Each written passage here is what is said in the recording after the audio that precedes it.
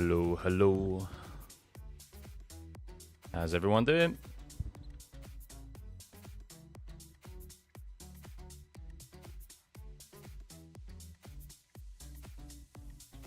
We are live. We are rock and rolling.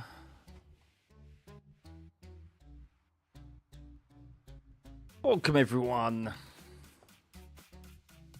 Welcome. How has your Monday treated you? Have you come to terms with what you witnessed yesterday at the Dutch Grand Prix at Zandvoort? A lot happened.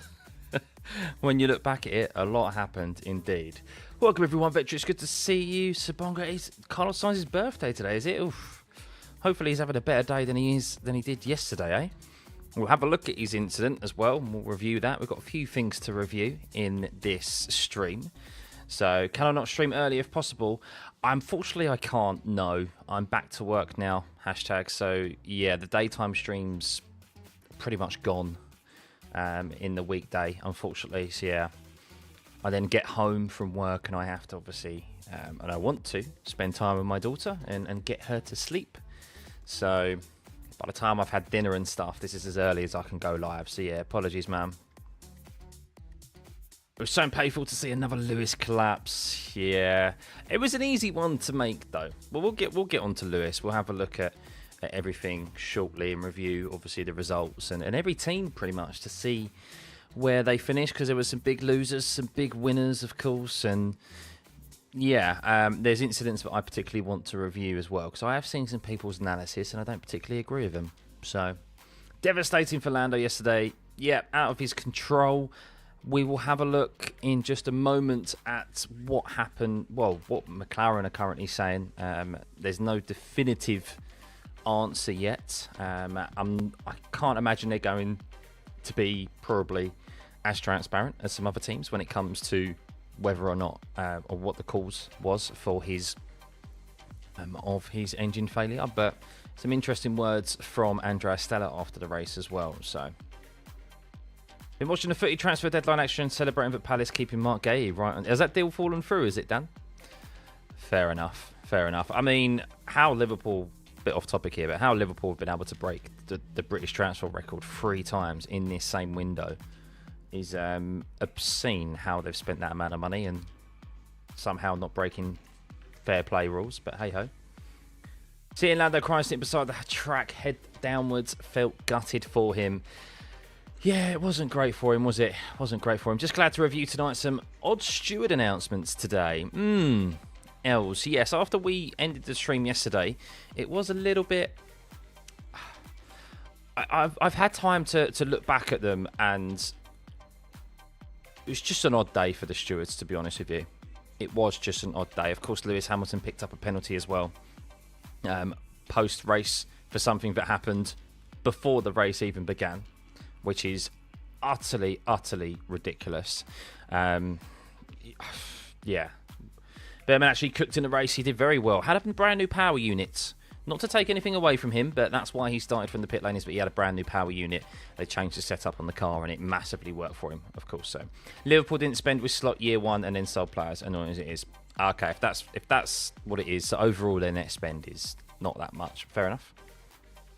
That race was so crazy and chaotic. It was. Alex Albon said after the race as well, didn't he? He said, I'm just going to say it. I don't know what people did, what people were drinking over the summer break, because people seem to just lose their heads in this race. So Lewis got a penalty. Yeah. So let's head firstly into the championship standings, shall we? Let's have a look, because I did run a poll. Do you think the championship is over and done with, guys? And it was only a few votes, but it's over 50% of you, 58% of you said no, and 41% said yes. So I was saying yesterday, I still agree, and I still think that Oscar Piastri has one hand on the championship trophy, but it is definitely still not over and done with. So let's have a look at the championship standings at the moment.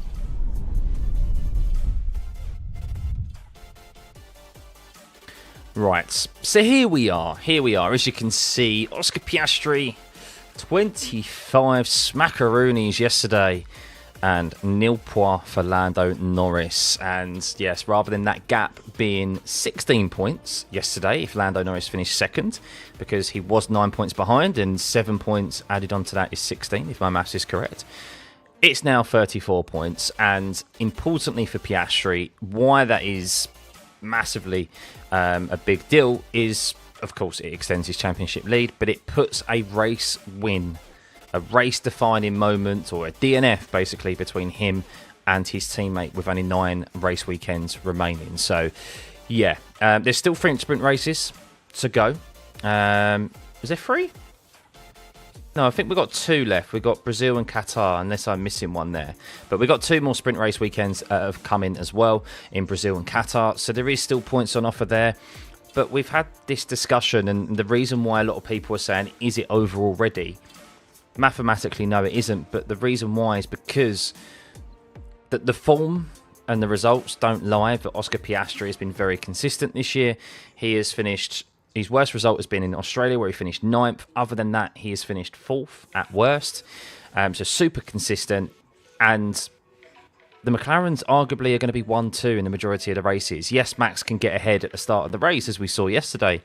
But no one has a car over a race distance, the performance-wise, to get in between those 2 McLarens, unless there is going to be an anomaly with weather, unless there is going to be maybe at Monza this week where it's a low downfall setup, a very track specific setup that we don't see anywhere else on the calendar. That might be a detriment to them, because we have seen this season in particular, the McLaren's strength has been their efficiency in the corners and on the tyres. They have been one of the slowest in the top speed sections at every race circuit. That's not where they gain their advantage. So they could set up the car at Monza to be quick in the corners again and qualify in pole position. They may very well have that significant advantage. But come the race, they'd be sitting ducks, and they would actually not be able to make up so much time in the corners. But we'll see. I'm intrigued to see what their approach will be setup-wise come Monza this week. But other than that, I can't see, without the help of weather, the 2 McLarens not being at the front every single race weekend. And that's why it's going to be a tall order for Lando Norris, especially when he's going up against Piastri, and he needs to win at least 5 races if Piastri doesn't have a DNF, that is. And if Piastri does finish second in most races and Lando Norris wins them, he needs 5 race wins in a row, pretty much, to just get back in front. So, what did I rate the race out of 10? I think I'd give it a 7.5 out of 10.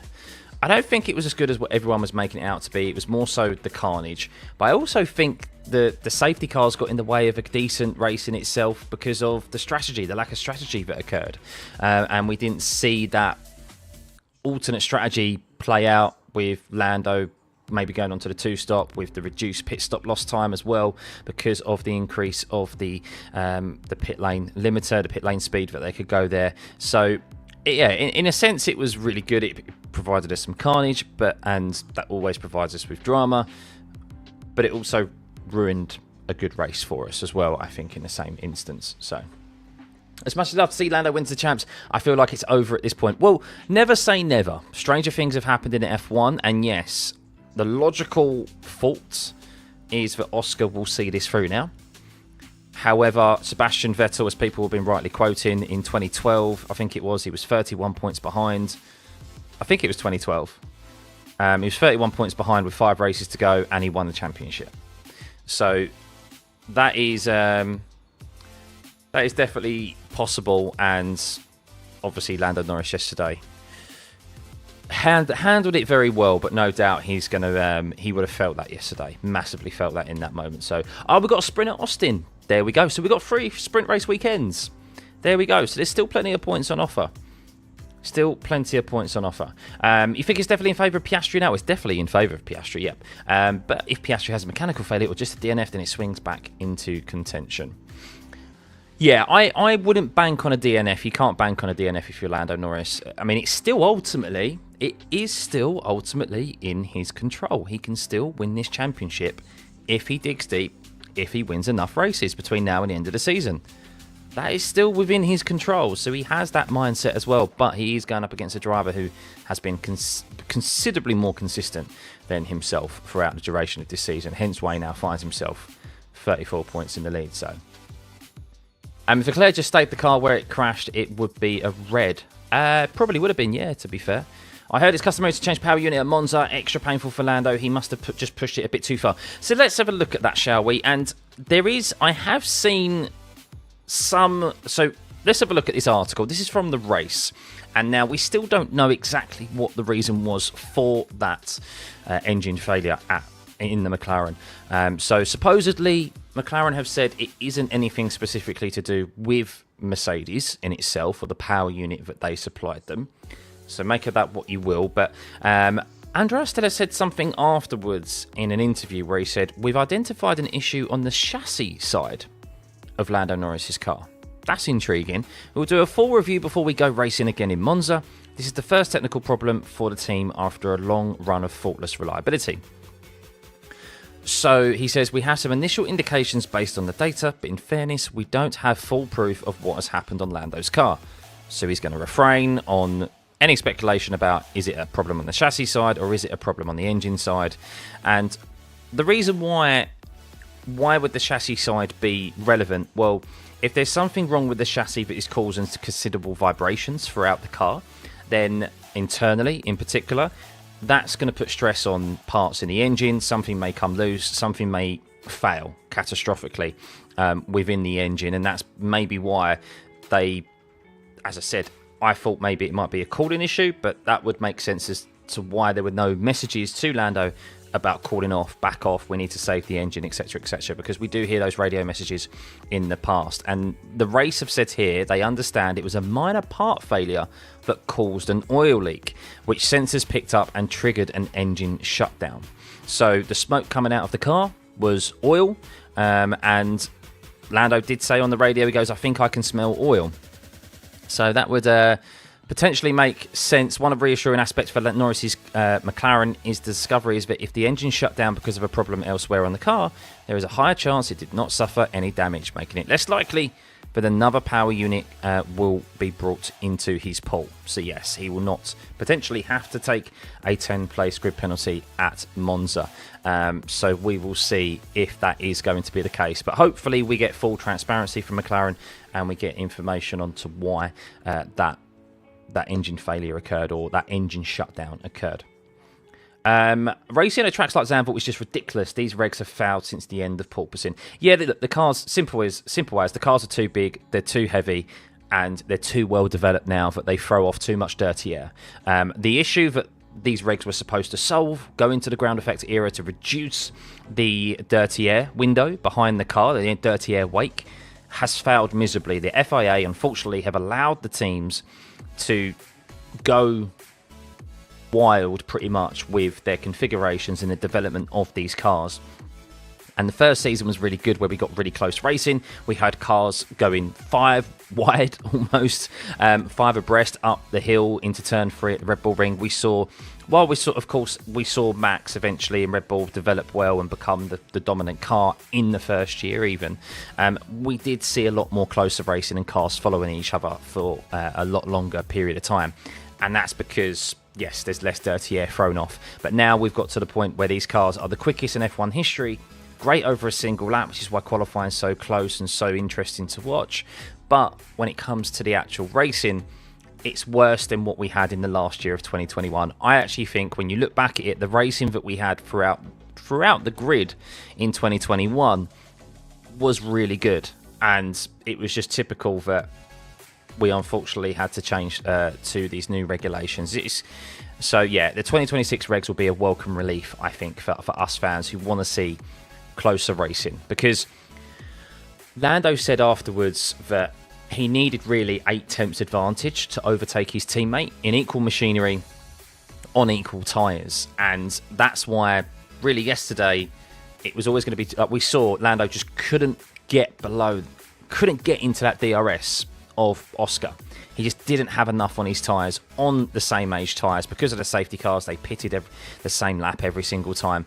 And that's not where we want F1 to be. We want those two drivers to be able to attack each other and go wheel to wheel. Now, the reason we saw them go wheel to wheel like we did in particular at Canada is because Lando, I think, was on a slightly different age tyre, so he had that advantage there, and generally seemed to be a bit quicker than Piastri in that race.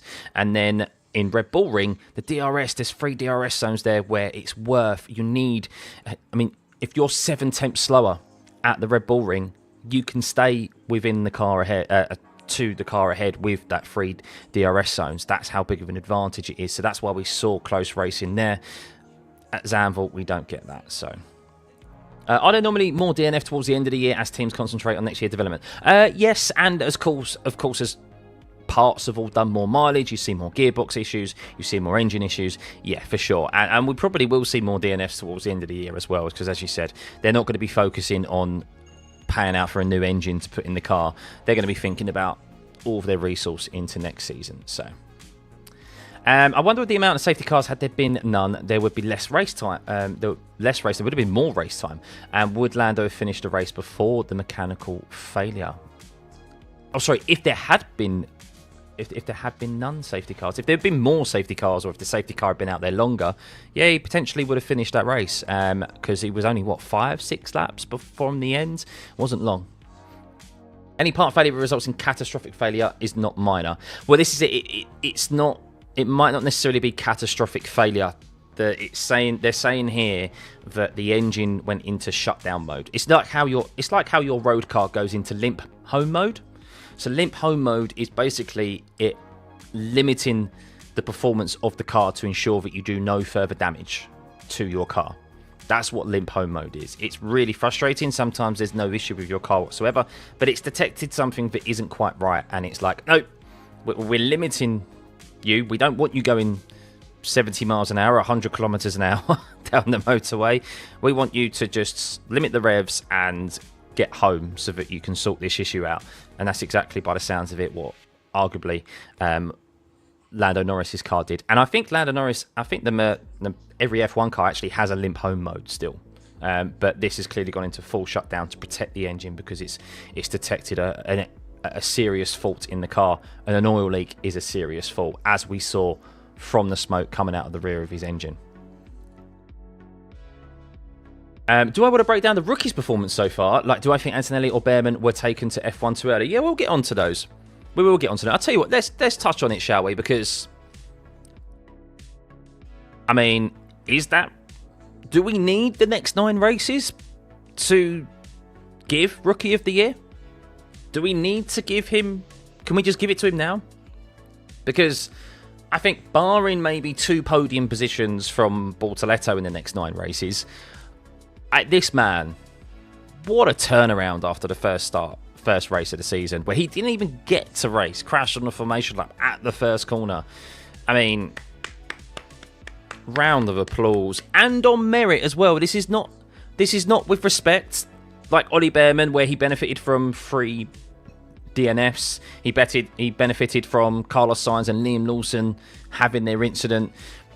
I'm not taking anything away from Ollie Behrman, but his P6 is inflated due to 3 DNFs and 5 positions basically gifted to him. So really, Behrman could have finished 11th quite easily yesterday, but he didn't. You still need to put your car in the right position to be able to benefit from those incidents. But Isaac Hadjar didn't get overtaken all race, and he was being chased down, and he had to defend from Charles Leclerc and George Russell in that race, and he stayed with Max Verstappen throughout. Unbelievable drive from him, and thoroughly deserved. He broke the trophy though, didn't he? I don't know why they decide to make these trophies out of ceramic. They look very nice, but they're not very... Yeah, they're not very practical, are they? They break if you just look at them, by the look, it seems. But Hadjar has been... There was talk about Bortoleto, who unfortunately had anti-stall on the start of the grid. So who knows if he didn't have that anti-stall where he potentially could have finished. Might have scored points again, but he lost 5 or 6... I think he lost 5 positions at the race start. And then I still don't know if if that was driver error or if that was a software issue. Yet to get confirmation of that. I'll see if I can find that for you. And then he got overtaken by Stroll, where they made slight contact and he got damage to his front wing, which is why he finished only towards the bottom. So it was a terrible day for him, but it could have been so much better. Qualifying was very good again. So Bortoleto was the informed rookie into the closing stages up to the summer break, of course, but I think he still needs to do considerably more to be able to top this man, especially after the performance he just had this weekend. But yeah, 2 good rookies. Ollie Bearman as well started from the pit lane. Qualifying was very poor, as it was for both Haases, but they benefited from staying out very long, banking on a safety car, and he was due a result like this. We've seen potential from Bearman, but the red flag penalties he's got, crashing in the pit lane at Silverstone when he had a decent car to finish up comfortably in the points. He has made those mistakes when he's had the machinery underneath him, but this weekend he definitely capitalised it. And then Kimi's just very much like that at the moment. As I said, I did a video on him. I think he has I think he's got quite a bit of unfair amount of criticism when you actually break down and look at his performances this year. I think he's actually done decent. I wouldn't say he's done very well, but I'd say he's done decent. And I don't think, and people who have criticised Kimi that he hasn't beaten George Russell is unfair. Is unfair because George Russell is a very highly rated driver. Arguably, people would put him, if you're putting who are your best drivers this season, he would probably be in your top 4 drivers, I think, for this season with how well he's performed and maximised that Mercedes, but we know cannot win races. But when they have been able to win a race and they have been the quickest car, he capitalised on that instantly, George Russell, and so did Kimi Antonelli as well. But he has had some rookie mistakes. Verstappen, now Charles Leclerc, and he threw away a decent result here this weekend. He could have waited. He could have got Charles. Charles wasn't going to get his tyres up to temperature within half a lap. Kimi could have gone for a send in the middle sector rather than at a corner where we know it's not impossible to overtake on the inside. So yeah, but he's showing pace. He just needs to sort out his qualifying, which he said himself, and then we'll see some decent results from him. So I think I've said before with Kimi, they'd much rather have a fast driver who is rough around the edges, as we've seen with Kimi, and help him clean up his act. That's a lot more easier to do than it is have a clean driver but try and make him fast. That's a lot more harder, and Toto will probably be deep down actually quite happy and that he's gone for that move, as I said yesterday, but the execution was poor and the corner he attempted it at was poor as well. So, and I think that's it for rookies. Liam Lawson is another rookie, I guess, isn't he? Full season rookie, and I think he was unfortunate. We'll get on to. I tell you what, we'll get on to the Carlos Sainz incident. Should we do that now? I think we'll do that now. Should we get on to the Carlos Sainz incident with Liam Lawson? I think that's a great segue. I think it's a brilliant segue into that, if I do say so myself. Dan just asked, though, do I think he's going to Red Bull next year? If he does, phrase victim of own success comes to mind. If he continues on this form, I think they will. However, moving up to Red Bull next year is probably the best time to move to Red Bull. It's a fresh reset for everyone. The team is going to not know, like, no one knows what's going to happen with the 2026 regs, who's going to be quickest, no one knows how their simulation data is going to translate to the track, and that's very good for someone going in alongside Max Verstappen, because you're on a level playing field. Now, yes, there will always still be, I think, a prioritisation to Max's side of the garage, because he is a 4-time world champion, because he is so talented, and we know he's so adaptable. However, that's still a fragile side of the garage at the moment. If Red Bull aren't able to compete for race wins next year or the championship, you know Max Verstappen is going to be eyeing up whoever he is able to in the start of these new regs and be knocking on that team principal's door at the end of 2026 or even halfway through it to say, let's sign a contract, let's get the deal done. And that means that Isaac could be going in at the best time to try and make that team himself, and it's the best time to try and take it to Max Verstappen, because it's a complete fresh start for everyone up and down the grid, and particularly at Red Bull with no Christian Horner and just a new approach to how the team operates. So if it is offered to him, I would take it. I think it's the best time to do so. Right now, we've seen how in the last year of this regulation set, it's such a difficult car to drive. Even Max has found the car so difficult to drive. Red Bull have got themselves in an absolute twist at the end of this regulation set. Gone down a completely wrong design path with Adrian Newey supposedly warned them of, and we've seen Lawson and Tsunoda, as well as Perez, but Lawson and Tsunoda come in and massively struggle with adapting to that car. So missed the race at the wedding, but watched it back on the flight home. What a race, James. I know it was, wasn't it? The whole race was like a bunch of balls in a china shop. Yeah. Can he reject the Red Bull offer if he wants to stay at racing balls? He can. He can. However, I can't imagine that Helmut Marko and what Red Bull wants is what Red Bull gets. Don't bite the hand that feeds you at the end of the day. And ultimately, they're going to want him to step up, because I think Arvid Lindblad is definitely going to be in the RB seat next year. That's a given. I think Liam Lawson is pretty much confirmed to be in that seat for next year, unless something dramatically happens with his fall off of his performances towards the end of this season. So I think the RB is pretty much wrapped up next year as Lawson and Arvid Lindblad. And Hadjar, the only logical place for him to move up to is the Red Bull seat. So, but we'll see. We'll see. Never say never, but those seats are the only ones. The two RB seats, technically the Mercedes haven't confirmed yet, but we know it's going to be Kimi and George. But the two RB seats and the second Red Bull seat are the only seats now on the grid for 2026 that aren't firmed up. So we'll see how long it will be until they decide to confirm those. I reckon they won't confirm them until the end of the season, until after the season's finished. Having driven old school MF tractors with no sensors to case tractors with 120 plus sensors and stopped us in our tracks. Yeah. Florian, good to see you, mate, by the way. Welcome. Kent did the Lawson thing on me at T1. I couldn't even imagine someone could give me the fault for that. That was before Sunday. I understand Carlos was surprised. So let's get on to that incident, shall we? That's Lewis Hamilton's one, which we'll touch on in a second. We've looked at... we'll have a look at Charles's one. This is Carlos Sainz's one, right? So this is Carlos Sainz. He got afforded a 10-second time penalty. Actually, let me grab up... I thought I'd grabbed up the FIA steward's penalty for this. Let me just bring up the documents. And I'll give you guys my thoughts and opinions on this. So, Carlos Sainz... where is he? I've got the Kimi one. That's the Lewis Hamilton one. That's the George Russell one. Where's the Carlos Sainz one? They haven't posted it. FIA Carlos Sainz. I just want to read it out to you because it is something. Where is it? I haven't got it. Oh my goodness. Where is it? Why can't I find it? Can someone find it for me? And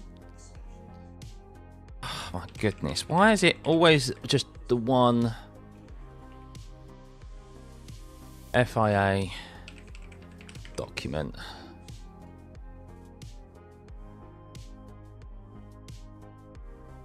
That's April.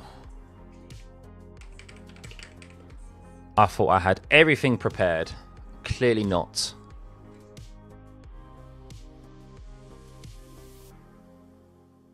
I can't find it.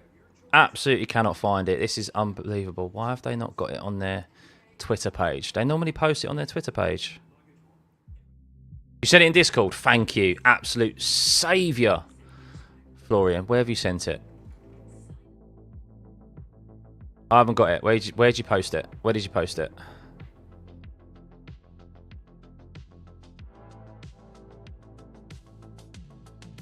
Sorry, guys. This is just live issues. This is a problem. When I thought I was prepared. I've got everything prepared. And yet I cannot find the one document that I want.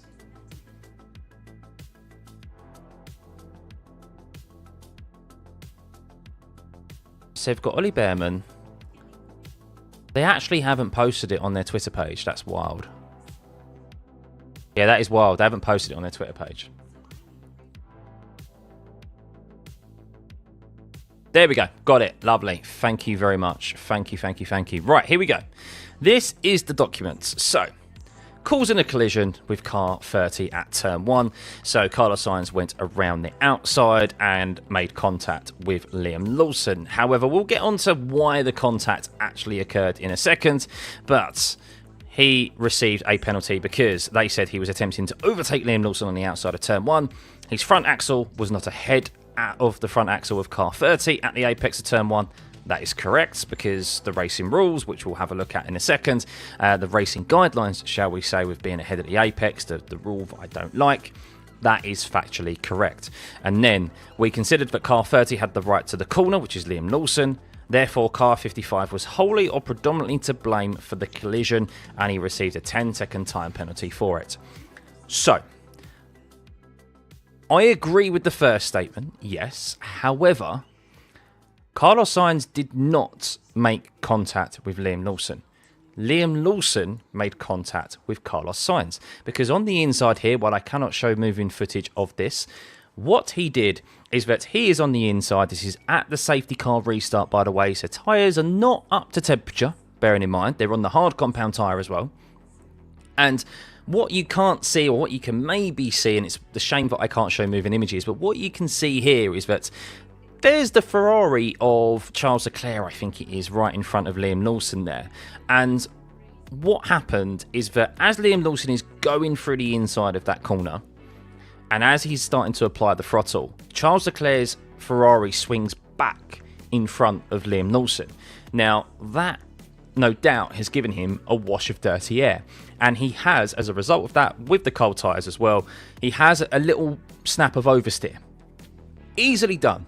No intention behind it whatsoever. While he is entitled to that corner, and he can drive out to the exit of the corner, because Carlos Sainz is not deemed to be officially ahead of Liam Lawson, being the attempting overtaking car on the outside. I don't agree with this racing rule. We'll get onto that in a second. This is part of the issue that I have. And it kind of relates to Charles Leclerc's attempted overtake as well on George Russell. Well, overtake because he got to hold on to the position. But Liam Lawson there is entitled to drive out to the corner, but the contact happens before that. Now, Sainz is just turning into the corner. He thinks that Lawson has just driven out to the exit of the corner because it's his, technically in the rules, but that isn't the case. It is a racing incident. It is a racing incident. Sainz should not have got a penalty for it, but I also don't agree that Sainz, even after looking at it, thinks that Lawson intentionally drove into him or was intentionally driving out to the corner. I don't think Sainz has a right, and I don't agree with his comments of having a go at Liam Lawson. Because as Lawson did also reiterate, he went, I don't like them. He goes, but the racing guidelines and the racing rules are the racing rules. Like, he wasn't sufficiently enough alongside me to warrant the racing room. And also, I had a bit of a snap of oversteer, which I tried to control, which is unfortunate that we both made contact. So, Sainz has utilised this rule to his own advantage as well. And really, he's just playing victim at the moment, and he feels totally unjustified. And I get it, the penalty is totally unjustified, and it's an incorrect decision by the stewards.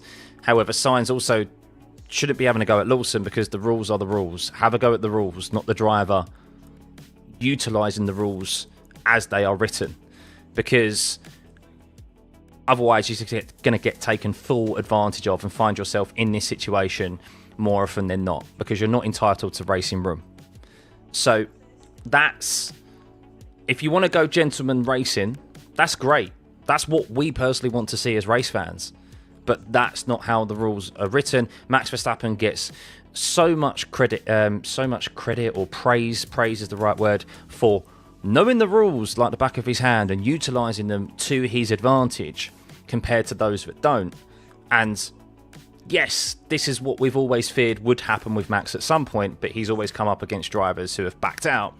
This is one instance where, yes, they made contact because of that slight mistake by Lawson. It's a racing incident, but Sainz should also know it's never his corner. It's never his corner because he's not far enough ahead. And this, unfortunately, is the issue with the rules, is because the drivers instinctively think that they are entitled racing room, and I totally understand it. That's personally what I want to see. That's what you want to see. In this screenshot right here, he is entitled personally to racing room. He has his front wheels alongside, if not overlapping, the rear axle of Liam Lawson. That is more than enough, really, for the car ahead to know that he is the tempting overtaking car is alongside, and is sufficiently alongside enough for me to warrant racing room. That's what I want to see. That is how we're going to see cars go side by side for multiple corners, rather than these attempts and these racing moments be ended after one corner. So it's just a real shame all around.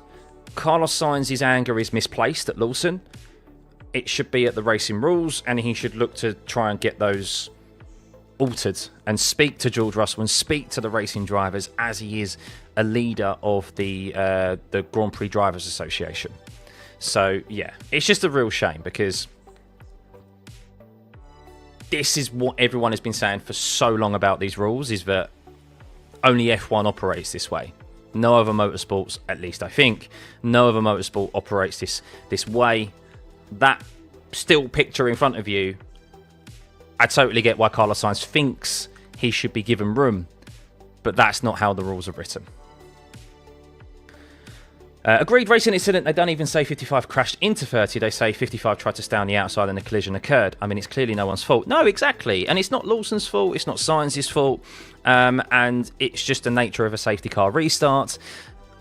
And I was a bit miffed, actually, at Carlos Sainz's comments, to be honest with you, because I just think he's having a go at Liam Lawson, even after the race as well. He was continuing to pile on at Lawson. And I'm just like... And Lawson's response in the media afterwards was very well measured. He said exactly what we've all been thinking. It's not how any of us want to go racing, but that's how the rules are written. And if the oversteer doesn't happen, and it's quite easy that if Charles Leclerc had stayed maybe wider rather than swing back in, he might have not got that little moment of oversteer. And there may have been a little bit more room given to Carlos Sainz, or maybe Carlos Sainz backs out of it because he can see the door is closing.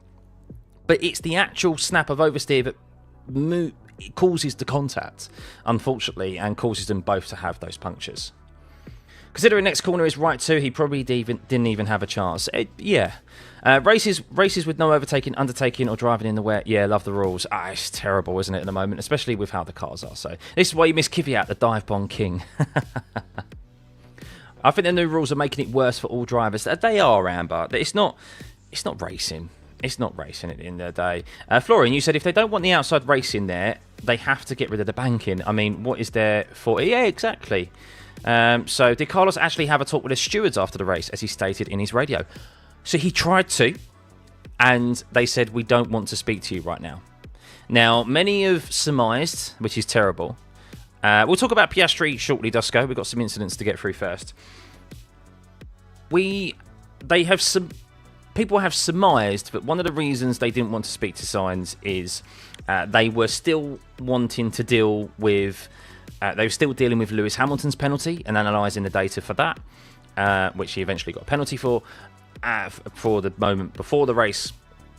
And then Charles Leclerc and George Russell's incident as well, which we'll get onto now, because that's also been a contentious one. So let's have a look at this one, shall we? So Charles Leclerc and George Russell. Charles Leclerc got praised for this overtake into the chicane, out of not into turn 11, I think it is. It was out of turn 12, and of course Charles Leclerc. I was very upset about it at the time, that they said they were not going to review this in the race. They were going to review it after the race ended, which was ridiculous considering there wasn't anything else happening on track at that moment in time, which I don't like from the stewards. But here they have said that there was no further action. The stewards heard from the driver of car 16, Charles Leclerc, and George Russell, and the team representatives. Car 63 and 16 were involved in a collision at turn 12, which is the exit, the second part of the chicane, where car 63, George Russell, had been ahead of car 16 into turn 11. Car 63 lost position to car 16 at the exit of turn 12. That's the key thing here, at the exit of turn 12. So he's ahead into turn 11, and comes out behind him out the exit of turn 12. We investigated with the benefit of driving standards guidelines whether either driver should have done something different. We also looked into whether car 16 remained on the track or left the track at turn 12. That's Charles Leclerc. The available evidence was inconclusive as to whether car 16 left the track. Both team representatives were in agreement that there was no clear evidence that car 16 had left the track. Both drivers felt that this was a racing incident and that there should be no further consequence to either driver for the incident. We reviewed all the available evidence and arrived at the same conclusion. That's a bit of a cop-out.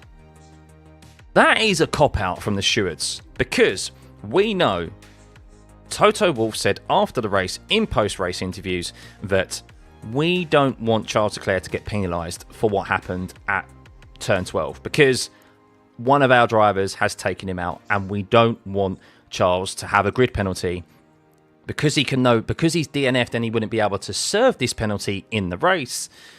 Because he didn't even finish the race, so they wouldn't be able to apply a time penalty against him. They didn't want him to have a grid penalty, just like Lewis Hamilton has found himself receiving for Monza. Imagine both Ferrari drivers receiving grid penalties for Monza because neither of them were able to serve their penalties in this race. It's absolutely wild. The stewards should have sorted this out in the race. Now, many will say that the reason they didn't is because they had not sufficient evidence to do so. Well, in the race, Charles Leclerc had that lap time deleted for track limit infringements. They fault. Now, whether or not I still don't think that they use track sensors for this. So, Charles, they clearly thought at the time, I don't know how they've done it, but they've clearly concluded within the race itself that Charles Leclerc had exceeded track limits and had been given a track limits violation. So that means he's overtaken off the track. Now, you may be able to say, okay, he hasn't been able to, they might not be able to ascertain whether or not he left the track or not. I think he probably did. It's millimeters if he didn't. I mean, his trajectory through here, I mean, you can see where his left wheel is, and then this one as well is where he's really joining. But the important thing is that he was never ahead of George Russell. Now, as per the racing rules, again, this is one of those incidents again where Charles, yes, should have been left racing room. I totally agree with that because it was a great send. He was going around the outside, and as you get to the turning point of the corner, he has his front wheels overlapping the rear axle, the rear wheels of George Russell. That, for me, is sufficient to be afforded racing room a car's width.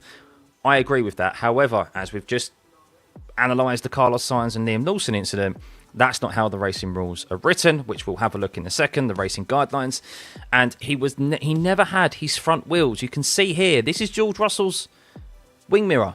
He never has at any point in the corner his front axle alongside George Russell's wing mirror. Now remember, the car on the outside here, overtaking on the outside of the corner, it will always be viewed as a more difficult move, and therefore it has to have its front axle ahead of the front axle of the other car at the apex. So the overtaking car on the outside has to have its front wheels ahead of the front axle of the other car. So it's not even the wing mirrors. Apologies, I've got that wrong, because the inside car has to have their front wheels alongside the mirror. So as it heads into, when you go into the chicane, you can be the outside and then become the inside car, and that's what Charles Leclerc has become. He's become the outside car on the initial turn-in, which he was never had his front wheels in front of George Russell's front axle. So George is entitled to take his race in line and run Charles out of room.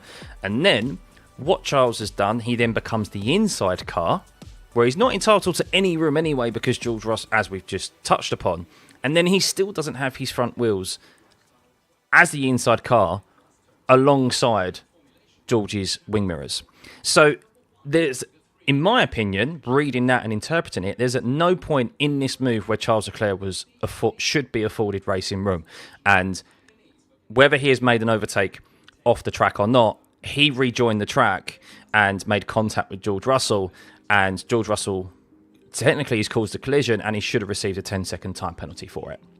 So I even think that while it's dubious that he potentially overtook off the track, he's caused a collision with George Russell, was never afforded racing room as per the racing guidelines, which I'm clarifying here, I do not agree with. And Charles should have been given a 10-second time penalty for that in the race. And instead, he hasn't been given one. So the rules are shit. Let's just be honest. The racing rules are shit. Why should overtaking be so difficult to stewards, and how we shouldn't even be having these conversations right now? The only conversation that we should be having, which a lot of people are having, but they're misinterpreting online because they don't understand the racing rules, are saying he should have been given racing room. He should have been given the room. He wasn't given the room.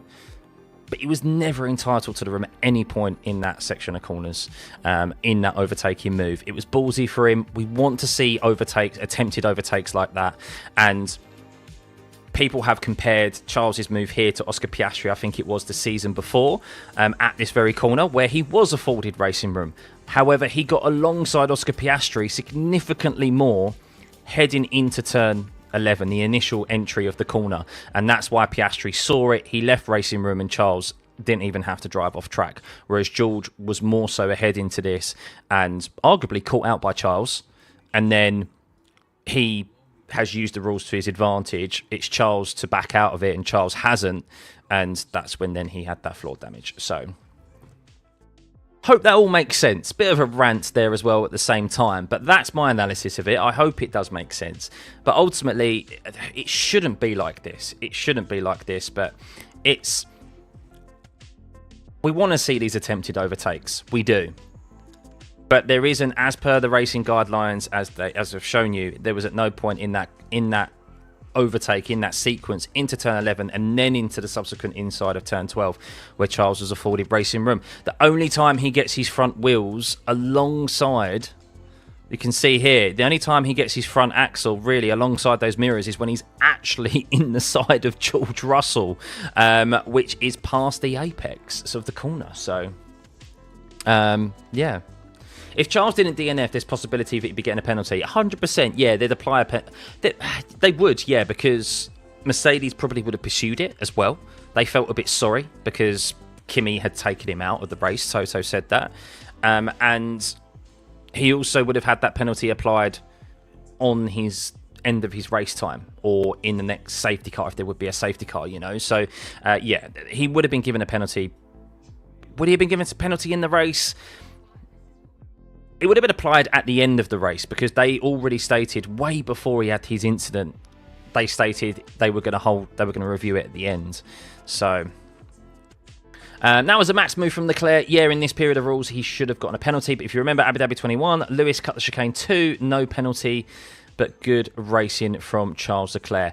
I can't remember the 2021. I remember it briefly. I think the reason for that is because Lewis Hamilton was... That's a bit of a tricky one because Lewis Hamilton was already in the middle of turning into the apex of that corner, and Verstappen just had sent it. And if Lewis hadn't moved out of that, there would have been contact. So it's a bit of it's a very different corner as well. You have to judge these things corner by corner, really. Not every corner is the same. Not every angle and gradient of the corner is the same any one race circuit, and they all have to be judged individually. But the stewards have made their life so difficult, so difficult with how these rules are, and allowing really Max Verstappen to utilise this way of driving for so long that the rules are now this way. And drivers have just... Sometimes they use the rules to their advantage and sometimes they don't. And they get conflicted with wanting fair racing. And the fair racing is being given racing, is being afforded racing room. There does become a point, of course, where you are far enough ahead and that the driver behind, you have more grip and the driver behind should yield. There does become a point in that regard. But unfortunately, we are devoid of corners, of side-by-side racing for multiple corners now because of the way the rules are written. So some of the old-timers are starting to lose the plot on the racetrack. It's unacceptable what the stewards are doing. Yeah, and the problem is that we have no consistency, and it's... the reason we have no consistency is because we have different stewards at every bloody race weekend. And it's just, like...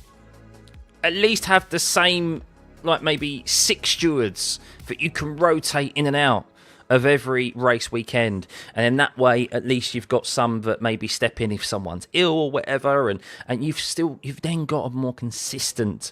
outlook and interpretation of the rules. Racing is, of course, always going to be difficult to a certain extent to manage because it's fast, it's flowing, and you have to make decisions very quickly in the moment. But I feel like some of these incidents, they have ample opportunity to make a decision, as bloody Lewis Hamilton. I mean, we'll get off of the stewards' talk very soon, but these are the big talking moments that have come out of this race. And how have they not given him a penalty before the race? How can you give... Right, so to a certain extent, I don't disagree with the penalty for Lewis Hamilton. I said it at the time because it was on the TV coverage. I'm sure everyone has seen the image, a clip of Lewis Hamilton driving into the pit lane. And I said it at the time, live on stream. Oof, that was a bit of a quick pit entry by Lewis Hamilton there. I didn't even realise at the time that it was double yellows. And the big key factor here, guys, is that it was discussed prior to the race, prior to those laps going round to the grid, that they would have a double waved yellow flag, marshalling sector, reduce speed significantly. And he didn't. Now, he did to an extent, but it says that he was only 20 kilometers an hour less than his speed at the same point in practice sessions. And, well, practice sessions, yes, you're not going as quick in qualifying, but you're still going quick. And 20 kilometers an hour from the pace that you're going in a practice session, even if you break 70 miles an hour, 70 meters earlier, is still too quick. And really, it's a lapse of concentration by Lewis Hamilton. Shouldn't have done it, and he's deserving of a penalty. However, when the penalty has been issued is utterly ridiculous. Now, they have stated that the reason for this is because they wanted to look through, where was it? It's, where did they say it? So look, the race director had informed all participants that the last corner before the pit lane would have double yellow wave flags. This was to ensure the safety of those on the grid and the pit lane. That's understandable. However, where did they say it? That's it. The stewards heard from the driver of Lewis Hamilton, the team representative, and reviewed positioning, marshalling system data, video timing, and in-car video evidence. Apparently, I swear I saw somewhere that they also gained data from Ferrari.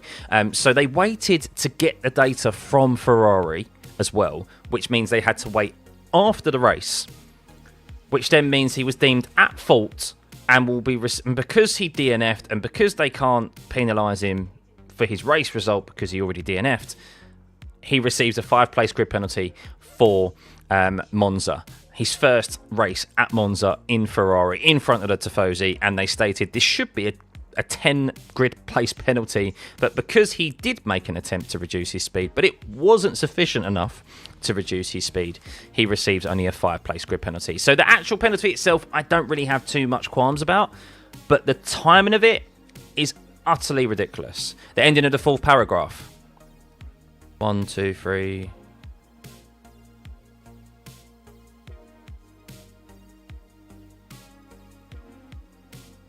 Surely not that difficult to space out sensors along the curbs and extrapolate whether a car's 4 wheels have left the track. Yeah, that's true. Yeah.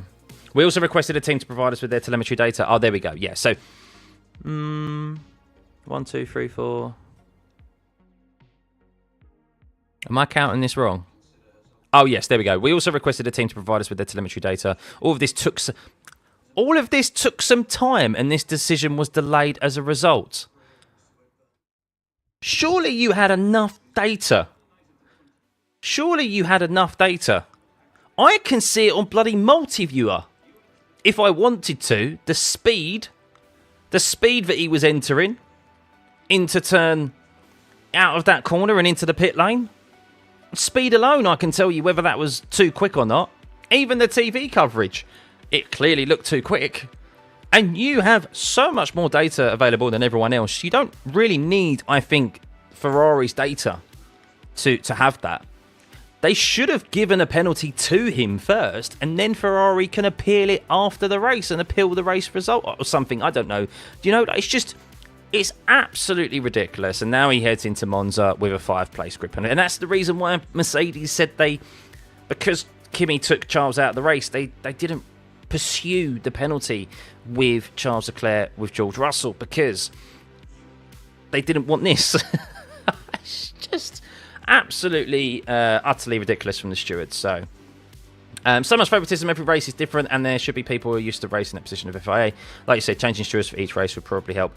Not even changing stewards for each race. That is part of the problem. Look, there's always going to be biasness, subconscious bias. You can try and be as unbiased as possible, but there's always going to be some even subconscious bias.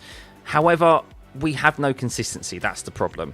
And yes, I'm sure there have been incidents, and I do believe that when certain stewards are in charge, shall we say, or on the panel with stewards, whatever they're called at each race weekend, whenever a certain steward is there and a driver gets caught up in something, they normally don't get given a penalty. There's much more leniency, but we want consistency, and that's the problem, is that we get no consistency. It's okay for one driver but not okay for another, and this is where it makes it very difficult for the drivers and for us as fans as well to get involved in. Just look at football as an example. In the Premier League in the UK with VAR and so forth, there's very little consistency with refereeing decisions that unfortunately ruins the viewing enjoyment of the sport that everyone loves. So we just spent nearly an hour just talking about stewards' decisions there, but hopefully I'll clip some of this down into videos, guys, so that you can watch back. But yeah, overall it was just the stewarding decisions were ridiculous this weekend. But Isaac Hadjar got his pole position. Let's have a look. What were the race results, shall we? So Piastri, of course, finished first, and well, it was a great weekend for Piastri again. Supreme weekend. I actually watched the ghost lap of Piastri and Lando Norris's qualifying on Saturday, and it was literally the last corner. The last corner. I'm not sure how effective the toe was, even though it's that far back from Isaac Hadjar ahead for Oscar Piastri. But it does seem like that Oscar Piastri had just a slightly better last corner than Lando Norris, and that's why he was able to snatch pole position. And as we know, pole position is so key in this season, and normally the lead McLaren that heads into turn one wins the race, and so it did yesterday as well. I think Russell should have done the same thing next lap. I think he couldn't, could he? He couldn't in the end because he had damage to his floor because of that. So.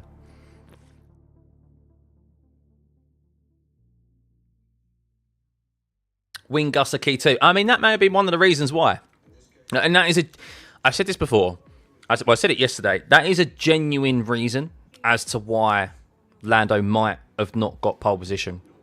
When it is that, I mean, it doesn't even have to be that much. But like we saw at Hungary how a switch in the wind direction can play absolute havoc to these cars and their performance. And it could have been the fact that Lando Norris just arrived at that corner and the wind slightly picked up a few kilometers an hour, and it just gave him a bit more of a tailwind, or maybe more of a crosswind into that corner, which just delayed his throttle input by the fraction of a second. As we know, the lap time was in the end 12 thousandths of a second, wasn't it? So minimal thing. So one little change changes so much. Yeah, and that's another thing about these cars as well, is that they're so sensitive to the tyres. The tyres are sensitive, so sensitive to the weather conditions changing, the track conditions, and it's just everything about them is just naff, isn't it? Really. not to be a Debbie Downer, but it's just roll on 2026. So it's been said many times that the race is won on Saturday. It is, It is, especially a circuit like Zandvoort, where we know it was difficult. It was always difficult to overtake, and especially when there were safety cars like we mentioned, the 3 safety cars. I mean, let's say 2 safety cars, because Lando brought out the 3rd one. The 2 safety cars prior to that kind of halted any opportunity of Lando to go for the race win, to be honest. Because while he did close down on Oscar Piastri, he hit a brick wall. He hit that brick wall, which was 1.2 seconds, 1.5 seconds back from Piastri. And what happened there is that he just didn't have that tyre advantage. He was on the same tyre, same age tyre as well as Oscar Piastri, because they pitted under the safety car both times, and he didn't have that opportunity of doing an alternate strategy of switching to the 2-stop and trying to close down the gap on Oscar. We didn't see that, so who knows whether he would have done. Probably not, because as we've seen multiple times this year, track position's key, clean air is king, and Oscar Piastri just had it very well under control, and Lando just couldn't get in his DRS and stay there even after the safety car restarts. Will I be wearing my Ferrari shirt next weekend? Oh yes, I will, TC, because you guys, I have a bone to pick with you all. I have a bone to pick. You all think the Ferrari shirt is jinxing them. Oh, how I laugh now, because no, you're wrong. You're all wrong. This weekend proved it's not the shirt. So it's fully coming out for Monza this weekend. You feel like these cars are new cars are like jets, except they drive instead of fly. They are. They're so quick, but they're not good to race against, to go wheel-to-wheel racing. So let's go. In F1 nowadays, wind can slow it just enough to mess things. 0.012 is basically 1.2 meters. 360 kilometers per hour is 100 meters per second, which means 0.01 seconds is 1 meter. That's nothing. Exactly. Will Webber look for a percentage increase after Piastri's win this World Championship? I'm sure he's probably got a bonus somewhere. I'm sure he gets a percentage of Piastri's bonus if Piastri wins the World Championship. So we know, I wore it under the white t-shirt. Lies, Els. Lies. But moving down the grids, Alex Albon. Let's talk about the Williams, shall we? It was going to be a decent result for both the Williams. I thought, in fairness, they were going to struggle. Sainz, of course, got caught out with that incident with Lawson, which we've covered already earlier on. Really unfortunate, both of them. Really unfortunate that occurred. And look, he needed a good result, and now this season's been so poor for him, and like Lewis Hamilton, he wants this season to come to an end probably as quick as possible so that he can have a reset and start anew in 2026, because I don't see it getting much better for Sainz. He did qualify better than Albon, but Albon was fuming, wasn't he, at the timing of them, and Albon's been very good. I'll tell you what, if there's one driver you want to listen to, guys, and listen to his interviews, is Alex Albon. And I don't normally shout out other podcasts and stuff, but he did do a brilliant interview with Matt and Tommy, P1 Matt and Tommy, and I suggest you do go watch it, because he was very open and he got asked some very good questions by the guys in managing the tyres and just F1 in general, when he rated tracks, his best tracks, and it was really intriguing to see from his perspective what tracks he likes and why he likes them and why he doesn't like certain tracks. And he's been really open as well when he gets asked questions about their struggles as a team, and in particular he said about the tyres that they've just really struggled as a team to get the tyres in the right window, the warm up. He goes, that's why sometimes you'll see us at a certain track, we just nail the prep lap and we qualify really well, and then you've seen us many times this season just get caught in traffic in the pit lane. We don't have enough time to prep the tyres, or get caught in traffic out on track, and we are absolutely nowhere, even though we have actually an okay race car. So his start, though, was absolutely tremendous, though, wasn't it? Like 5 positions, positioned his car brilliantly, and he was on the back of his teammate just like that. So great result for him, and as he said, he just kept it on track afterwards, and everyone decided to crash in front of him, just like your typical sim race. Do I think F1 is as much of a mental game like golf? 100%, yes. yeah, you need to have confidence in the car underneath you, and you need to have the mental game, the mental fortitude. It's discussed so many times. Some drivers have it, some drivers don't. Sometimes it is what's the right word? Made to be more important sometimes than it is. I'm sure there's an actual word for that, but it's definitely important. Confidence is so important in any sport, as anyone who's done any sort of sport knows, even at an amateur level. If you're confident, you're more likely to perform well, and that's the case for these cars as well. If you're confident in yourself, you're confident in your abilities to go quick over a single lap, confident when it comes to wheel-to-wheel racing, you're more likely to come out on top and get those good results. And that's where really, arguably, we've discussed it before, Oscar Piastri most definitely has the edge on Lando Norris. It's going to be a very interesting end to the season when it comes to Yas Marina. Hopefully it goes that far, Amber. Fingers crossed it goes that far. Overemphasized, overstated. Thank you. This is why I like these streams, because you guys, you're here to help me out. We need more breaks. Drivers come fully driven with aggression. It was so exciting. Yes, I'm sure that aggression will still continue even at Monza. Dusko, I know about wind. When I go cycling, I always get a front wind when I want to overtake someone. Yeah, exactly.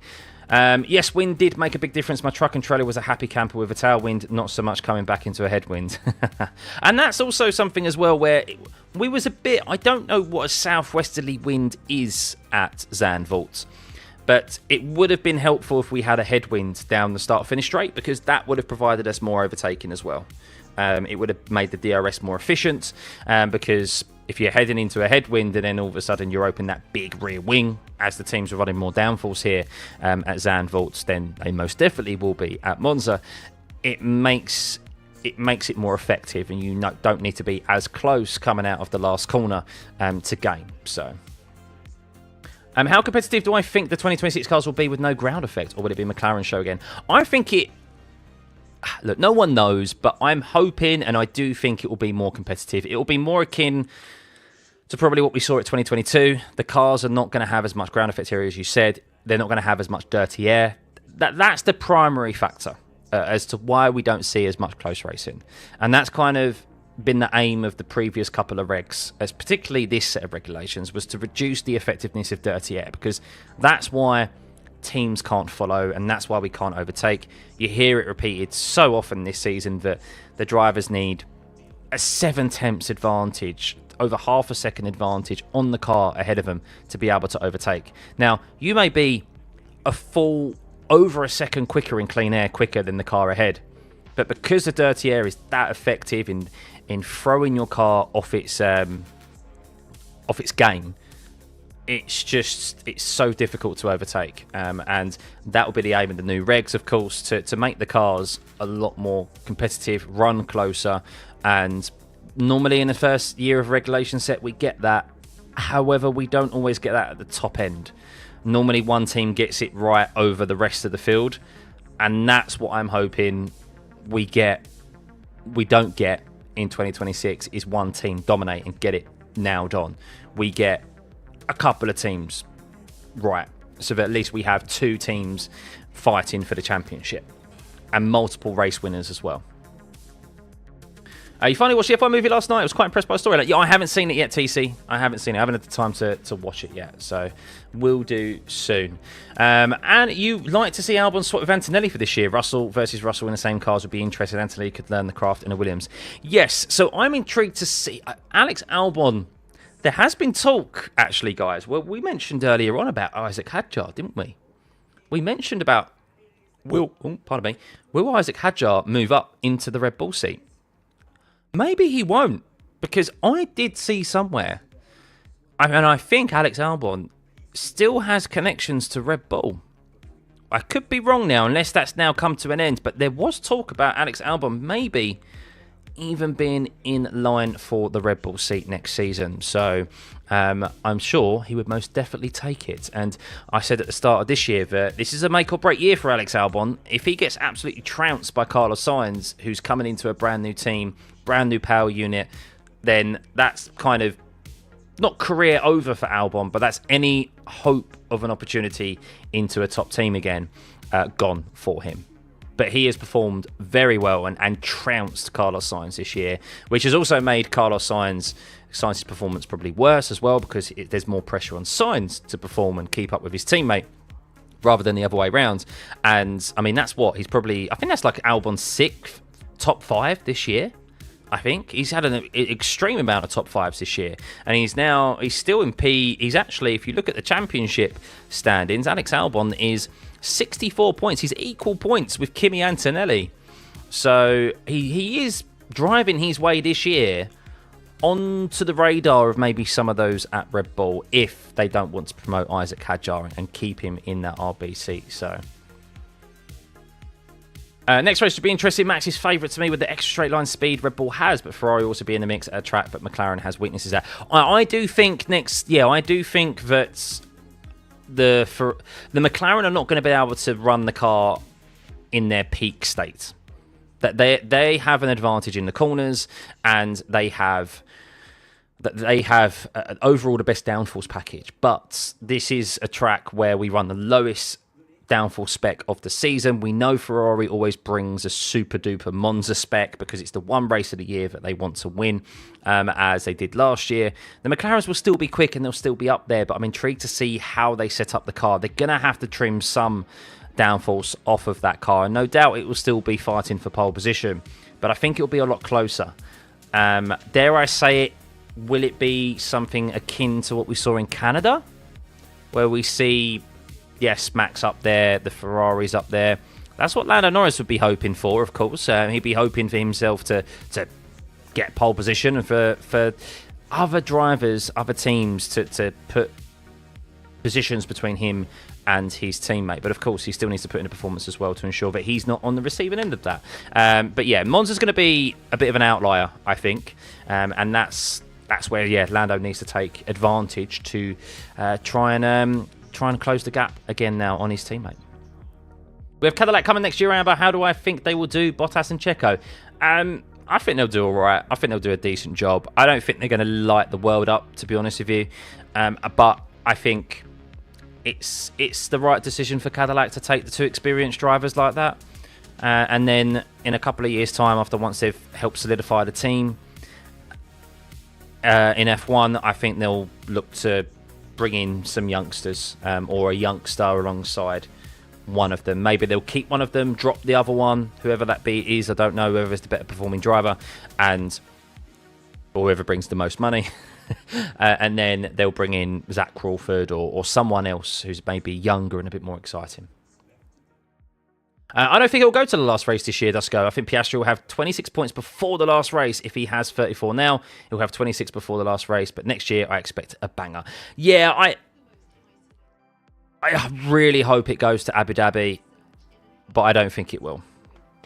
I actually think, and I'll get into here's a sneak peek of my predictions for this weekend. I actually think Piastri's going to put another nail in the coffin this weekend, and I think he's going to win again at Monza. And I think he's going to increase his lead again by at least 7 points, as we know, because there's 7 points between P1 and P2. And yeah, it could be a big blow to the championship even again this weekend, and I think that could be the case. He's coming to a track where he's going to feel confident at. He overtook, of course, famously Lando into the second chicane aggressively, and he should have won that race last year. McLaren gave it to Ferrari. I don't know why they gave up track position, but they gave it to Ferrari, and he should have won that race, and I think he's going to do it again this year. So unless they crash. I think finishing straight goes from southwest to northeast. So southwest wind is blowing almost fully opposite to the direction cars are going. Oh, okay. Well, we had a southwesterly wind, so maybe it was a headwind down into the start-finish straight into turn one of the of Zandvoort. So Ferrari had 2 race wins before Monza last year. Norris should win. I mean, I still expect Norris to be up there. I mean, I say this every race weekend. I mean, literally, you're talking 12 thousandths of a second separating the two of them at Zandvoort. It is literally a flip of a coin of who qualifies on pole position each race weekend. And then who leads into turn one? Well, it's normally the guy who is on first place, isn't it? Like, who's on pole position. So it's so close between them. Really, predicting who's going to be the top McLaren, it is. Yes, most people will say Piastri at the end of the race, but when it comes to pole position, which you know is so important, it is super, super close still. And he's almost not worth mentioning, so. What is today's discussion? We've just been discussing the whole race in itself, really. We have run through, and I'll clip this down. You can rewatch it back, guys, but I'll be clipping these down into some videos. We've discussed the racing incidents between the Ferrari of Charles Leclerc and George Russell. We've had a look at the racing guidelines. We've had a look at Carlos Sainz. The only one we haven't looked at is Kimi Antonelli, because there's not really much point, because we know whose fault that was and how stupid it was. But yeah, we just looked back at the races in general, to be honest with you, and of course this moment as well with Lando head in, well, not quite head in hands, but head down, no doubt, doing some deep breathing there. Now, this is going to go for it in Monza. Maybe he'll take more risks. A crash could be quite likely. Yeah, maybe. I've seen people say, "Oh, well, now the chains are off for Lando Norris." Look, he still needs to be sensible, because this championship is still technically within his control. He doesn't technically need help from anyone else. He's in a car fast enough, right? And I know people will say, what? But he is in a car that is fast enough, and he is a fast enough driver to beat his teammate in the next 9 races. Now, will he do it? No, I don't think he will. But he is in a car, you cannot deny, he's in a car that is fast enough to beat his teammate and himself, as we've seen many times this season as well. It's 7 race wins to 5. It's not out of the realm of possibility that he wins the next 5 races in a row. We have seen drivers do it as well when we think they've been down and out. We've seen them win that many races in a row, well, multiple races in a row, to get themselves back into the championship lead or back into the championship. And that's very well what he could do. So Lando gets grid penalty because of the engine. Potentially no, Dusko. So we looked at the starts of this stream, and well, the race have come in with a bit of information stating that the race understands it was a minor part failure that caused an oil leak, which sensors picked up and triggered an engine shutdown. Now, we don't know if it was an actual caused by something, an issue within the actual engine itself, or if it was the chassis, as Andrea Stella is saying that they noted there was an issue with. So if the problem originated from the chassis, then that's a different thing entirely. And because the engine shut down to save itself, that may be okay to either reuse or they put an older engine in. He doesn't have to technically use a new engine. He could use an older one. But this engine may still be salvageable. There may not be any damage to it at all other than the actual oil leak itself. So he is getting better with focus and pace. Oscar is doing well better than I expected. Yeah, I will give credit, but I didn't see him challenging for the title this year. I didn't. I think he would. I actually put him, I think, in my predictions, and it's wild to say, but I actually thought Ferrari, after the end of last year, I thought they were going to be the true challengers to McLaren this year, and particularly Lando. I thought we were personally going to see a championship battle between Charles Leclerc and Lando Norris, with Oscar Piastri winning this year, but not close enough. I thought we were going to see Oscar actually. I thought he was going to make progression, but I think with Ferrari being competitive and with Red Bull being poor, but not as poor as they clearly are now, I think my order was Lando winner, Charles second, Max third, Lewis fourth or fifth. I can't remember if I had Oscar fourth or fifth, but that was what I thought. But it was going to be. I thought it was going to be close, but I thought ultimately Ferrari, after the end of last season, I thought, yep, they're going to have a car this year, and particularly in Charles Leclerc's hands, to fight for the championship. And we're going to see Lando and Charles fight for the Drivers' Championship. And that's the beauty of predictions. And at the start of the season, we have no idea. And how wrong I have been. The only thing I've been right about is Lando fighting for the championship. And Oscar has massively exceeded my expectations. I didn't think he'd be at this point in his career. I didn't think he'd be fighting for a Drivers' World Championship this early on in his career, even with the opportunity to do so. Just because he had, even though he had massively improved last year, he still had a bit of an issue with certain tracks where his tyre management was a bit poor, and how wrong I've been. His development, and as they say, I'm a big fan of Oscar. I've crashed into him in iRacing as well. It's a reason why he's a back-to-back F3 and F2 champion. Same as Bortoletto, those individuals who are able to achieve that, they're super adaptable, and they're the ones who do mostly very well in F1. But yeah, Piastri has exceeded my expectations.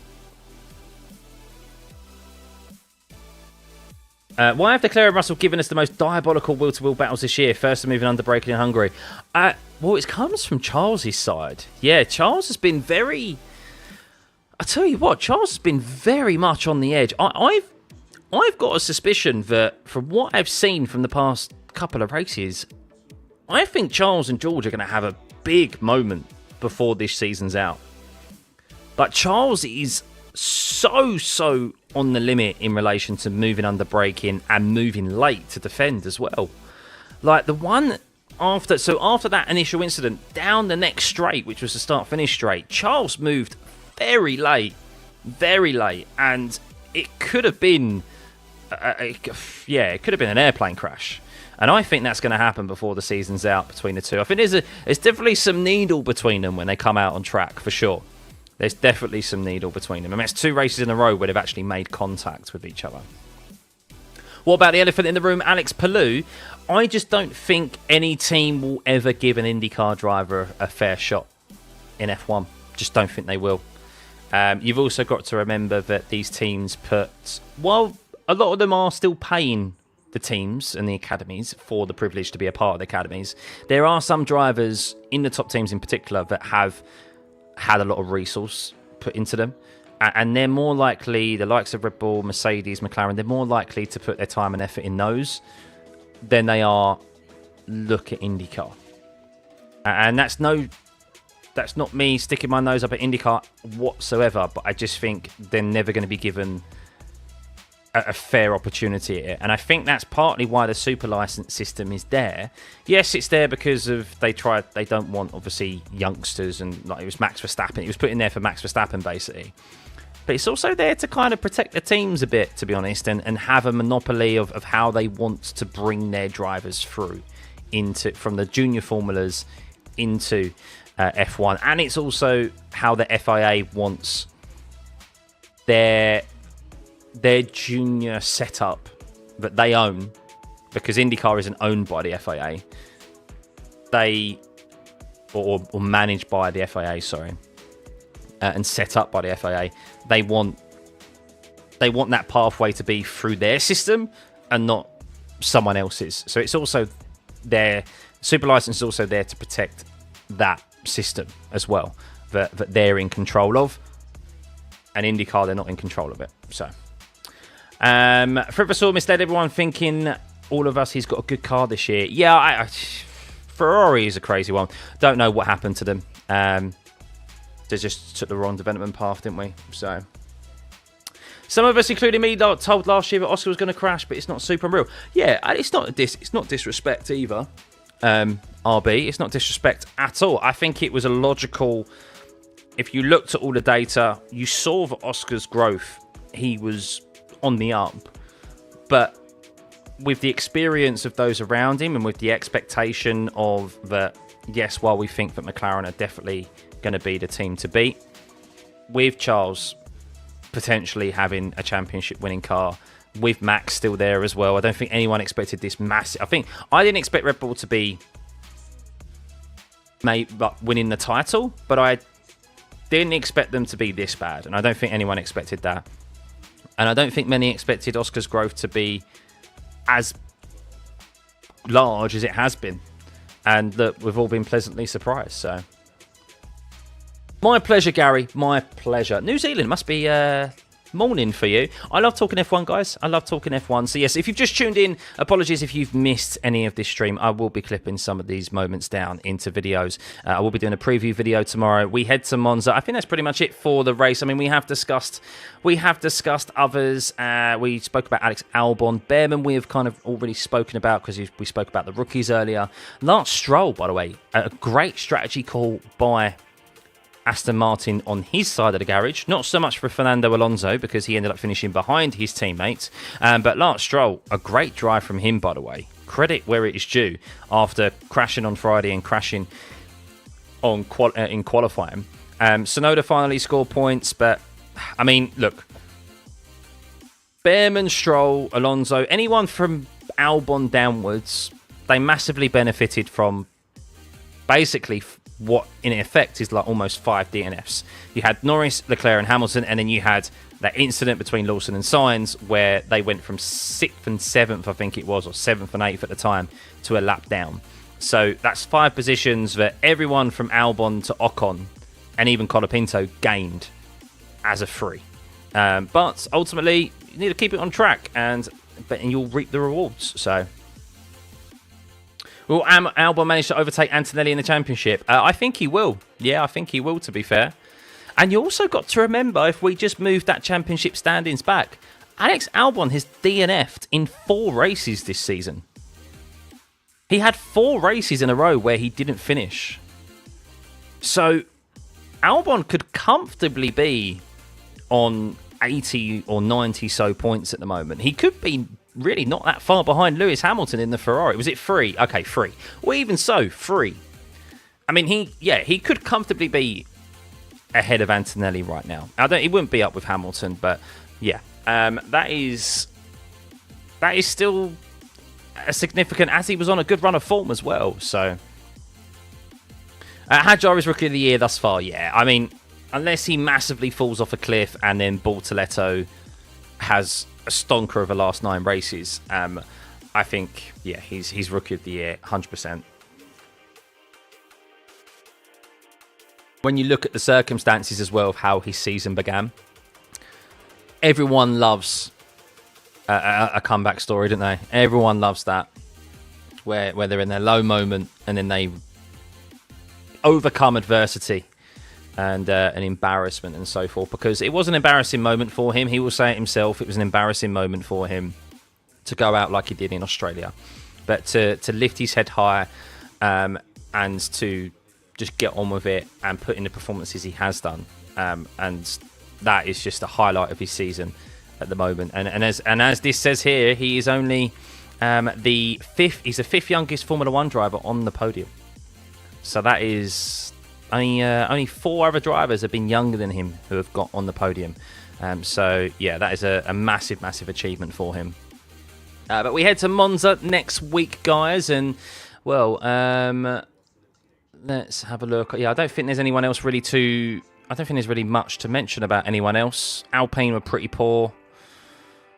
Lawson and Sainz we've touched upon. They should have really been scoring points. Stake F1 had a really poor race. Hulkenberg, don't know what happened with him. He was just terrible. And Bortoletto, we know he had that anti-stall at the start of the race, which is why he lost 5 positions. Then he picked up some front wing damage from an overtake from Lance Stroll. So, yeah, not very good from them. But we head to Monza next. And let me have a look at the weather. I'm going to do my preview video tomorrow. Monza's just outside of Milan, isn't it? Am I right there? It's just outside of Milan. So this is the weather at the moment for this weekend. It looks like it's going to be bone dry. Bone dry, 28 degrees. That could be quite a hot track temperature. Oh, sorry. I'm looking at Saturday, Friday, Saturday, Sunday. There we go. Yeah. Do these 2 seasons for McLaren remind me of 98, 99? Ooh, I'd have to go back and remind myself of 98, 99, Dusko. Albon could have about 80 points without DNS, was on for P6 in Austria, somewhere around P9 or P10 in Canada, and probably P9 or P10 in Spain. I mean, that's tremendous, isn't it, really? That is tremendous that he could be on 80 points. And look, he's 8th in the championship. He's best of the rest at the moment. Hulkenberg is next best. And Hulkenberg and Hadjar are next best on 37 points equally. So he's got a sizable buffer between him and the next drivers on that list. And importantly, he is currently Carlos Sainz has 16 points in the championship. So I don't know what my maths is there, but he's like nearly 50 points. He's 48 points ahead of Carlos Sainz, his teammate, in the championship. So, does anyone know who the oldest podium winner ever was? I don't know who the oldest winner is, but the oldest podium, the oldest person on the podium was Fernando Alonso 2 years ago, wasn't it? With Aston Martin. So I wonder what the Italian press think of Lewis. Do they want him gone? I don't know. I think they're more so targeting...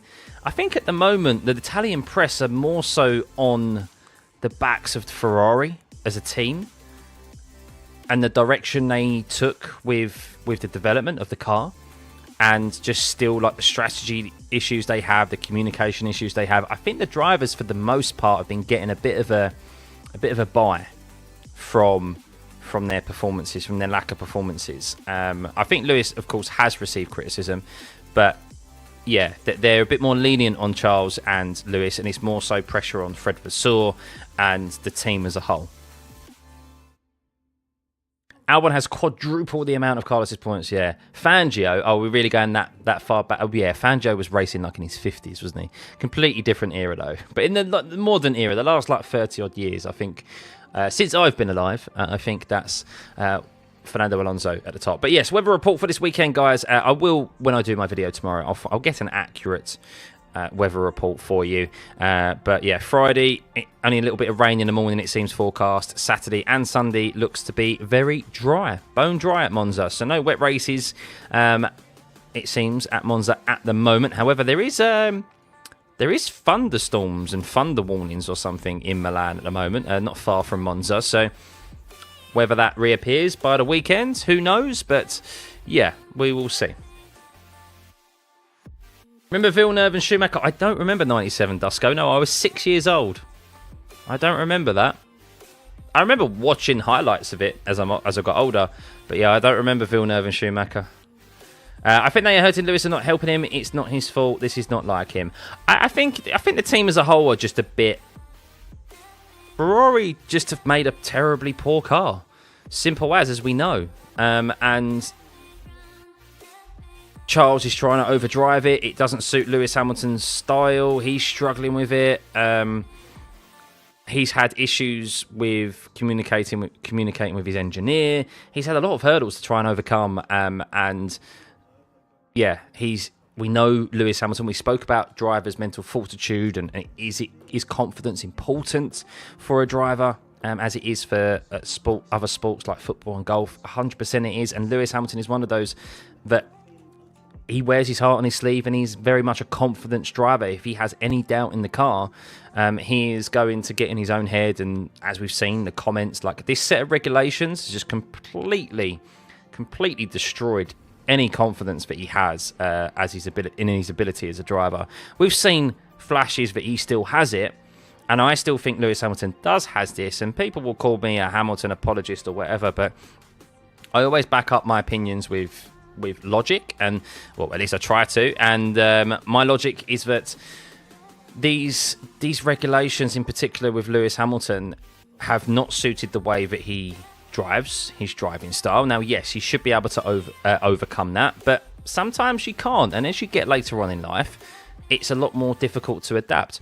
But my defense of him is that in the few times, and unfortunately there has only been a few times in the past 4 years in this regulation set where he has had a car underneath him that is capable of winning races, we have seen him do that. We have seen him challenge for those race wins. He still finished second, or fight for second place, I think it was in the first season. Was it the first season of 2022 or 2023 where Perez only just got P2 in the championship?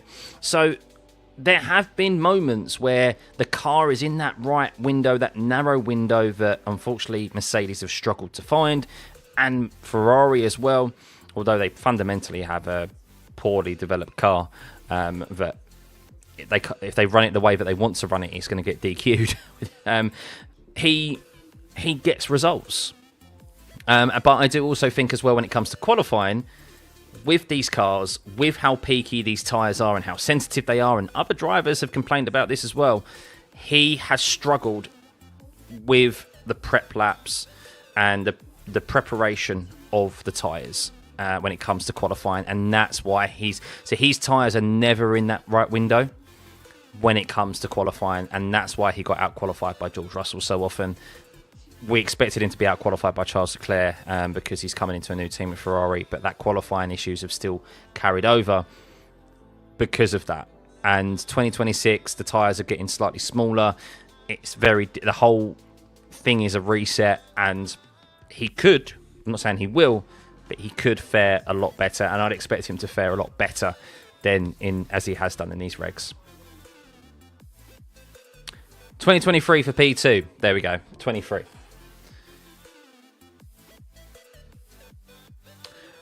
I'm just a Lewis fan. I am a Lewis fan. I am most definitely a Lewis fan. I've been open in saying that as well. There's only one driver that I've ever been that I am a fan of, and it is Lewis. But I will give criticism where it's due. So, but I do think there's logic a bit behind that. So, why is there a ride height restriction? Is it safety? It's safety. So remember we had porpoising in the first season of these regs where it went like up and down. So the reason why they didn't foresee that as well in the simulations, the reason why they didn't foresee that, yes, in simulations, but importantly in the wind tunnels, is because the wind tunnel, the model car that they have in a wind tunnel is held by a grab arm. And that means that the car, when it's running over the moving road, doesn't move up and down. So none of the teams saw porpoising in their wind tunnel. Then the data that they get from the wind tunnel helps them build their simulations and build their setups, and that of course wasn't seen in the sim. And it was when they went to Barcelona pre-season testing that everyone discovered, oh crap, these regs with the ride height that they wanted to run, because the lower they ran it, the more performance they got, the quicker they could go for the corners, because the downforce majority of it's obviously so influential with the ground effect, and it caught them all out. In particular, mostly Mercedes, where they had their no side pod concept. So in all the simulations and in their wind tunnel data, the no side pod concepts showed that it was going to be this was the right thing to do. But when they got out into the real world, all of their data was completely wrong. So Lewis Hamilton had issues with back pain because the porpoising was becoming so severe, especially at street circuits like Baku. If you remember, he really struggled to get out of the car. And of course, you can't have drivers that are in so much pain from just the ride of an F1 car that if there was a severe crash, if there was an issue, remember Romain Grosjean's crash at Bahrain, they need to be able to get out of the car and exit the cockpit as quickly as possible. And if they're in that physical shape when they're just driving a car on the road, then that's not acceptable. And it also caused lockups as well down into corners. So yeah, it was a safety issue big time. So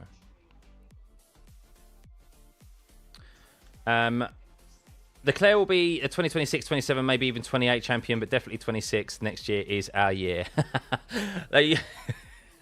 How long have you been saying that? That's what Ferrari fans have been saying for the last 20 odd years. Next year's our year.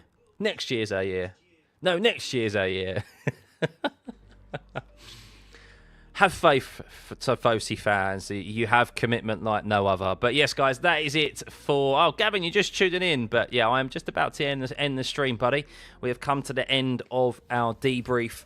I think we have discussed all of the relevant talking points from this weekend. And yeah, still no confirmation of McLaren why their engine went the way that they did, but there's some theories out there which we reviewed, and of course we looked at all those incidents, and hopefully, look, if you agree with me, fair play. If you don't, that's okay as well. The world would be a boring place if we all agreed with each other. But I do think that my logic is sound there in how I've assessed things. But yes, we head to Monza. I'm going to do my preview video tomorrow. I don't think Pirelli yet. Let me see if I can give you guys a sneak peek of the preview of next week, or this week now. No, we don't have it yet. So I don't have the graphics yet of the tyre allocations for this week at Monza. We should get it tomorrow, I think. When did I get it last time? I got it... Well, they should have posted them now, but they haven't. But yes, the graphic that you normally get from Pirelli Motorsport hasn't been sent out yet. So I can't remember what the tyre allocations were, but yeah. We'll have a look at my predictions and so forth tomorrow. I'll be posting that as a video. Beats every single TV program out there. I like doing these TC. That's what I want to do. I want to do these more, and obviously I want to sim race some more as well. But anywho, I've got to go. Little one has woken up briefly. I'm going to go see to her. Thank you as always, guys, and we'll see you in a few days' time. Bye.